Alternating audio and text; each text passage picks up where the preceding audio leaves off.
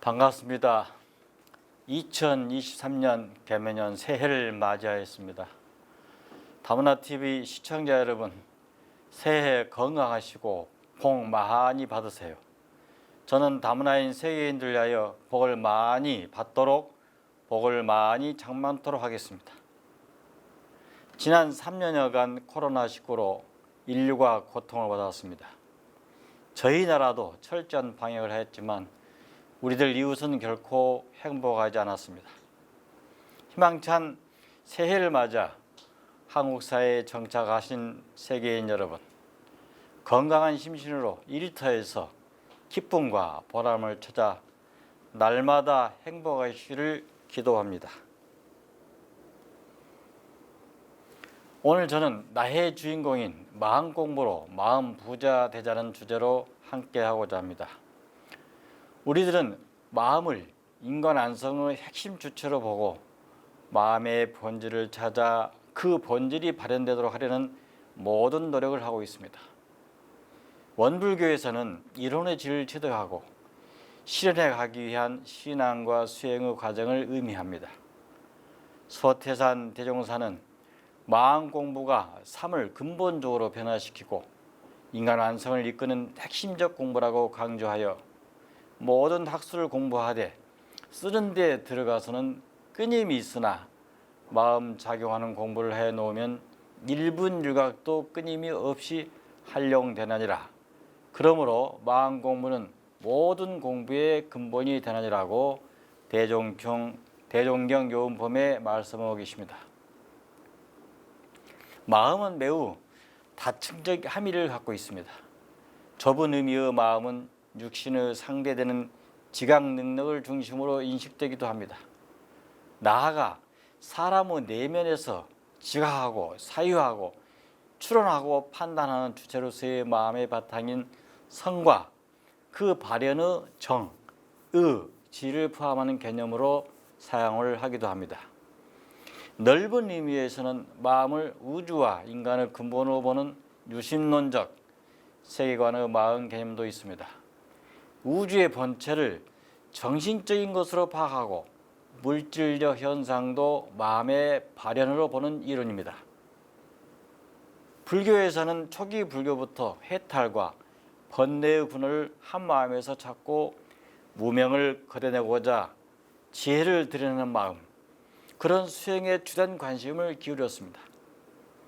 인간은 모든 문제의 근원을 인간 내부의 마음에서 찾고 해결책도 마음에서 찾는 경향은 불교적 전통의 중심축을 형성하며 내려왔던 것입니다. 이러한 관점은 대승의 유식사상에 이르러 상계가 모두 마음의 소산이며 마음법이 오직 식의 나타남이라 그런 사상으로 나아갔습니다. 여기서 마음, 중생의 내면적 의식활동뿐만 아니라 예부에 펼쳐진 객관적 세계, 전체의 뿌리라는 관점을 포함하고 있습니다. 자연현상도 심식에 의한 어부소산으로 보기에 이른 것입니다. 식을 인간은 내면적 의식에만 국한하지 않고 우주 자연의 근원이라는 의미까지 확대한 것입니다. 이러한 유심적 경향이 화엄사상에 이르러 일체 유심조라는 개념으로 표현되었다고 생각이 됩니다. 이에 마음 수행은 개인적 내면의 문제를 넘어서 모든 존재의 근원에까지 관통하는 의미로 심화되었던 것입니다. 육아에서 마음은 맹자님 이후 가장 중요한 개념으로 부각되었으며 그 지속적으로 그 의미가 확대되었던 것입니다. 육아의 넓은 의미로는 육학 전체를 마음을 수양하는 학문으로 말하기도 합니다. 맹장님은 학문의 도란 높은 마음을 구하는 것일 뿐이다. 또는 자기의 마음을 다하는 사람은 그 본성을 알 수 있고 본성을 아는 사람은 하늘의 도리를 알 수 있다. 마음을 보존하고 본성을 기르는 것을 하늘을 섬기는 길이라고 맹자께서 말씀하고 계십니다. 마음의 수행을 통해 인간 본성의 회복뿐 아니라 천도의 근원까지 파악할 수 있다고 보는 것입니다. 송대의 정의처는 마음은 하나이지만 본체로 말하면 고요하여 움직임이 없는 것, 그런 작용을 말하면 대상에 감응하여 통한다. 이것이 바로 이것이다 라고 했습니다. 마음을 중심으로 철학 세계를 세우는 학풍이 송명대의 심학입니다. 마음 학문이죠. 육교는 성인은 학문은 심학이다. 요순 우가 서로 전한 소위 인심, 마음, 사람의 마음은 유태하고도 도심, 도의 마음은 은미하니 오직 정미하게 살피고 한결같이 정일하여 진실로 그 중을 잡으라는 말이 곧 심학의 연원이 된 것입니다. 마음을 학문으로 본 것이죠. 이와 같이 시비, 선악의 판단 및 도덕적 실천에 있어서 마음이 갖추고 있는 능력과 주체성을 중시하는 입장입니다.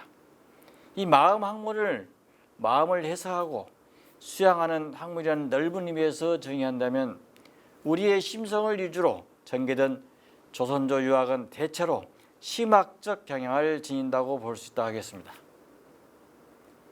존경하는 다문화인 가족 여러분, 세계인 여러분, 이렇듯 선각자분들은 마음이 조물주요, 주인공이라는 소식을 일찍이 밝혀주셨습니다. 원불교 사상에서 마음은 매우 포괄적인 의미를 함축하고 있습니다. 불교적 전통을 계승하여 마음이 곧 부처라고 합니다. 마음의 본질을 깨닫고 마음의 자유를 얻는 경지가 부처라는 의미입니다.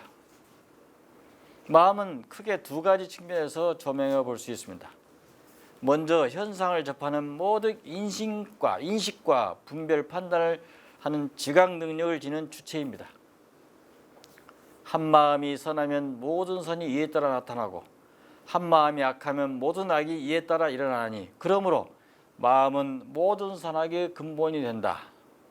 대종사님께서 대종경 요원품에 말씀하고 계십니다. 마음은 현상으로 드러날 때 매우 역동적으로 활동하므로 살피고 조절하여 마음의 역량이 바르게 발현되도록 해야 합니다. 마음의 바람에 따라서 선악이 드러난다. 이런 의미에서 마음의 작용을 관조하고 마음이 선하게 발현될 수 있도록 하는 공부가 필요합니다. 마음은 성품, 정신, 뜻을 총체적으로 함축한 표현이기도 하는 것입니다. 이 말씀은 정산종사님께서 원리편에 말씀하고 계십니다. 이 동시에 마음은 세상과 우주 자연에까지 그 외연이 확대된다 하겠습니다. 곧 일체가 마음이 짓는 바이며 자연현상과 법계가 모든 마음에 나타난 바라고 보기도 하였던 것입니다. 마음 공부의 의미는 원래 공부라고 뜻했습니다. 공은 성취하다, 부는 돕다는 뜻으로 무엇을 도와 성취한다는 의미를 지녔다는 것입니다. 그렇다면 공부는 삶의 모든 영역에서 배우고 실천하여 탁월한 능력을 얻어가는 모든 노력과 과정, 곧 인간의 삶에서 자신의 목표에 따라 자신을 연마하고 승화시켜 나가는 모든 활동을 의미한다고 할 수 있습니다. 마음과 공부의 정의를 통해 마음의 의미를 유추해 볼 수 있습니다. 이와 같이 마음 공부는 마음의 본질을 깨달아 이를 발현하는 과정에서 마음을 연마하고 승화시켜가는 모든 노력과 이러한 노력을 통해 마음을 총체적으로 알고 그 본질을 발현하여 궁극의 경지에 이르는 노력을 의미한다고 할 수 있습니다. 원불교에서 마음 공부는 처비에서 마음의 지각력을 중심으로 마음을 관조하고 현실 삶에서 부딪히는 모든 현상, 곧 경계에서 마음 사용을 바르게 하는 것에 초점을 두는 수행을 의미합니다. 또한 넓은 의미의 마음 공부는 원불교 교리 전체가 마음 공부의 경전입니다. 이론의 질을 깨닫고 실현해가는 수행 등 모든 과정의 노력이 이에 해당되기 때문일 것입니다. 구체적으로 인생의 요도 사헌사회와 공부의 요도 삼학팔도로서 전 세계를 불온화하고 일체 대중을 선법화하려는 공부이다. 이렇게 정산 종사께서는 경륜편에 밝히고 계십니다. 마음 공부는 어느 때 어느 곳에서나 쉼없이 마음을 닫고 몸으로 증득하는 과정에서 모든 활동을 의미한다고 할 수 있겠습니다.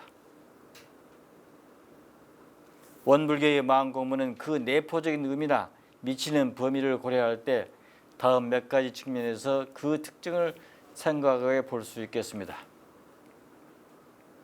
첫째는 우리의 삶 속에서 부딪히는 내외의 현상에 직면하여 부단하게 자신의 인격을 고양시키는 공부입니다. 이는 경계를 따라 일어나는 마음을 멈추고 원래 요란하지도 않으며 어리석음도 그름도 없는 본래의 마음을 되찾아가는 공부, 이 마음의 가장 기본적이며 필수적인 영역이라고 할 수 있습니다.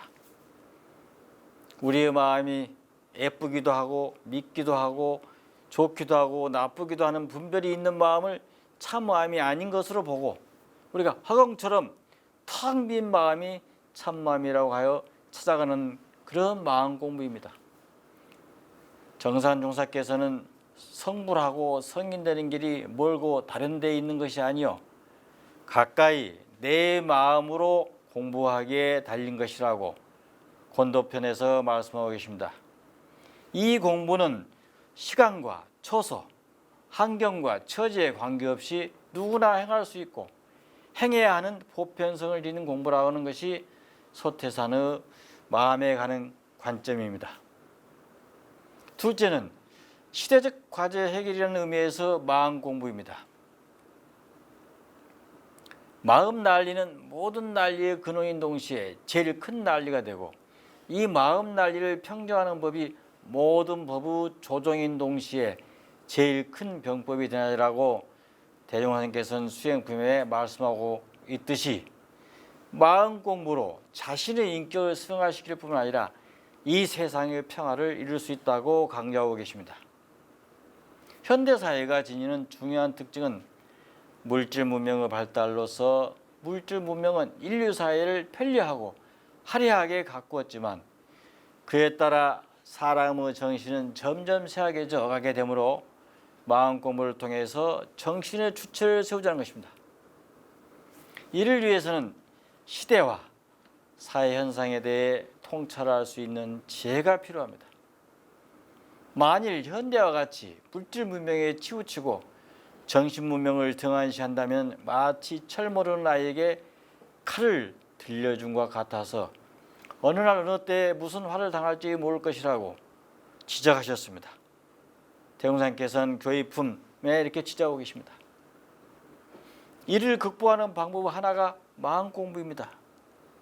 원불교에서는 무엇을 배우냐는 질문에 대한 답에서 소태사는 다음과 같이 답하셨습니다. 나는 모든 사람들의 마음 작용하는 법을 가르친다고 할 것이며 거기에 다시 부분적으로 말하자면 지식 있는 사람에게 지식 사용하는 방식을, 권리 있는 사람에게는 권리 사용하는 방식을, 물질 있는 사람에게는 물질 사용하는 방식을, 원망생하는 사람에게는 감사생하는 방식을, 복 없는 사람에게는 복 짓는 방식을, 탈핵성하는 사람에게는 잘핵성하는 방식을, 배울 줄 모르는 사람에게는 배우는 방식을, 가르칠 줄 모르는 사람에게는 가르치는 방식을, 공익심이 없는 사람에게는 공익심이 생겨나는 방식을 가르쳐 준다고 하겠노니 이를 다시 말하자면 모든 재주와 모든 물질과 모든 환경을 오직 바른 도로 이용하도록 가르친다 함이라고 대종경 교의품에 강조하셨습니다. 이처럼 원불교 마음 공부는 마음 작용하는 법을 배워 마음을 바르게 사용하도록 하고 그에 의해 인간의 모든 문명이 바른 도로 이용되도록 하는 것이 핵심적 가르침을 알 수 있습니다. 마음 공부는 한번 실력을 얻고 보면 무등히 우주 만유를 지배할 수 있으며 명예와 재산과 같은 보물과 일체 모든 학식을 다 참되게 사용할 수 있는 것이니 실력이 있는 외화는 근원에서 흐르는 물과 같이 실체에 나타나는 그림자 같아서 그 물과 그림자가 전부 참으로 화하게 되나니라 정산용사께서는 근실편에 말씀하고 계십니다. 셋째는 마음 공부에서 기본적으로 마음에 관해 몸을 주재하는 주체로 보고 마음을 주된 공부 대상으로 삼는다 했습니다. 그러나 여기에 그치지 않고 몸의 수행까지 포함하여 영과 육을 함께 닦아가는 수행을 지향하는 데 그 특징이 있습니다. 마음 공부라고 하여 마음에만 그치는 것이 아니며 마음과 분리될 수 없는 몸의 문제를 포함한다는 의미입니다. 구체적으로 우리가 망념을 쉬고 참된 본성을 드러내어 지혜를 닦음과 동시에 몸에서 수승하강을 통한 기운의 조화로움을 추구하는 것입니다. 이때의 경계에 마음이 흔들리지 않고 원래 요란함도 어리석음도 그름도 없는 본래의 마음을 견지하는 동시에 생명의 근원인 이 원기 이를 보존하여 천지의 원기와 하나 되는 것을 의미하는 것입니다. 넷째는 마음 공부는 사회적 존재로서 인간이 사회 속에서 건전한 자아를 확립하고 바른 질서를 세우는 데 그치지 않고 궁극적으로는 천지자연과 합의의 경지의 이름을 그 궁극으로 한다 하겠습니다. 정산종사께서는 마음은 인간의 상과 가치 영역에 한정되어 있지 않는다. 이는 우주 자연에까지 그 범위가 확대되고 있다고 하셨습니다. 사람도 마음이 들어서 기름화복과 생로봉사를 지어나가며 천지도 근본되는 형상 없는 진리, 곧 마음, 이 마음이 들어서 성주개공과 풍운으로 상설과 유무변화가 된다고 했습니다. 그러므로 천심이 곧 인심이요, 이는 이론과 같은 의미입니다. 이 마음심이란 불생불멸, 불구부정, 부중불감한 것이다. 이 정산종사께서는 한우나 한이치의 이론의 진리라고 이렇게 밝히셨습니다. 이러한 입장에서 볼 때 마음 공부는 정전에 자연 천지 같은 위력과 천지 같은 수명과 일월 같은 밝음을 얻어 인천 대중과 세상이 곧 천지같이 우대할 것이라고 하였듯이 천지의 밝음 및 조화와 하나가 되는 경지를 지향하는 것입니다. 이처럼 소태산 대용사는 신고와 기도 효과를 설명하면서 확고한 심력을 얻으면 무궁한 천권을 잡아 천지 같은 위력을 발휘할 수도 있나니라고 대종경 교의품에 말씀하셨습니다. 천권이나 천지와 같은 위력은 사회적 맥락에서 파악하기 어려울 초월적인 어떤 측면을 포함하고 계십니다. 정산중사께서도 공부인이 형상 없는 마음 공부를 잘하고 보면 무형한 심력이 생겨나서 무한한 우주의 큰 기운을 능히 이끌어 응용할 수 있게 되나니 이것을 일러 산계의 대권이라고 한다. 이 정산조산 권도편에서 말씀하고 계십니다. 이렇듯 소태산 대용사께서 밝히신 마음 공부 흐름이 가치하고 있다고 하겠습니다. 사랑하는 세계인 여러분, 원불교에서는 많은 분들이 무엇을 배우냐는 질문을 하십니다. 소태산 대용사는 다음과 같이 말씀하셨습니다.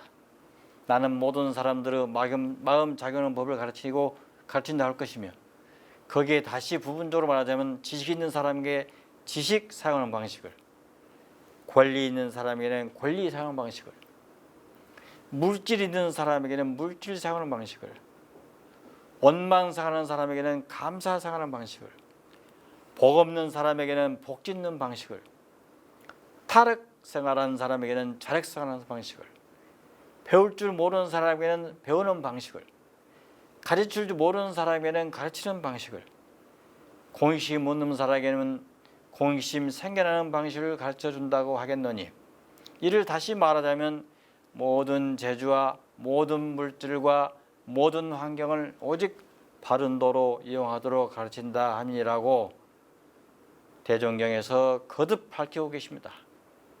따라서 저는 오늘 마음 공부하면 마음이 부자되는 방법을 원불교 교조이신 소태산 대용사의 법을 통하여 전달하자고 합니다. 마음에 관련한 속담을 소개하겠습니다. 낮은 알아도 마음은 모른다. 사람의 마음속은 알 수 없음을 비유하고 있습니다. 길동무가 좋으면 먼 길이고 가깝다. 서로 마음이 통하는 사람과 함께 일하면 힘도 덜 들고 성과도 더 좋음을 비유한 것입니다. 길이 멀면 말의 힘을 알고 날이 오래면 사람의 마음을 안다. 사람을 오랫동안 함께 사귀고 지내보아야 그가 진짜 어떤 사람인지를 알 수 있음을 비유하는 말들입니다. 속담은 상대방의 마음을 말하고 있으나 상대는 저편에서 보면 저희들이 대상대입니다. 즉 내 마음이 진실하고 훈훈해야 마음이 부자가 될 수 있습니다. 마음은 어느 때 어느 곳을 있을 때나 선악미추가 뒤따릅니다. 시시각각으로 일어나는 마음작용, 마음관리를 잘하는 주인공이 되셔야 마음이 평안락한 부자가 될 수 있습니다. 혹여 경제적으로 부족할지언정 마음이 가난한 사람은 되지 마시길 바랍니다. 마음이 부자인 사람은 언젠가는 성공할 것입니다. 마음 부자는 복을 짓기를 좋아하는 여러분들입니다. 왜냐하면 고향 고국을 떠나 이국 만리에서 언어의 장벽, 환경적 요인을 극복하면서 나도 좋고 남도 좋은 자리타의 정신을 실천하기 때문입니다. 마음 부자와 사랑 부자는 감사상을 하시는 여러분입니다. 자비의 소리, 기쁨의 소리, 평화의 소리, 은혜의 소리를 시청하신 여러분들이 진정한 마음 부자이십니다. 새해 정월은 설 명절이 있었습니다.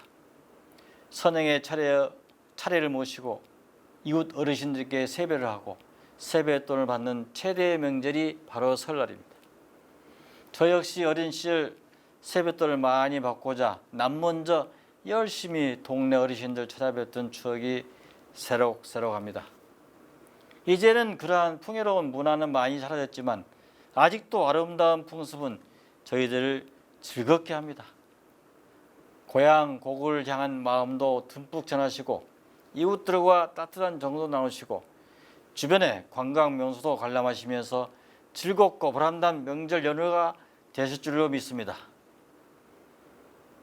다문화인 가족 여러분, 세계인 여러분, 떡국 한 그릇 드신 만큼 우리들 마음도 더욱 풍성한 마음 부자이자 사랑 부자, 은혜 부자, 깨달음 부자인 지혜 제일의 마음 공부인이 되시길 간절히 기도합니다.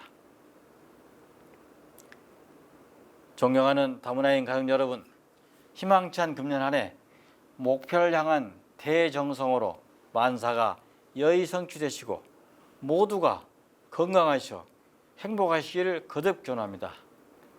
새해 복 많이 받으세요. 저는 복을 많이 짓겠습니다.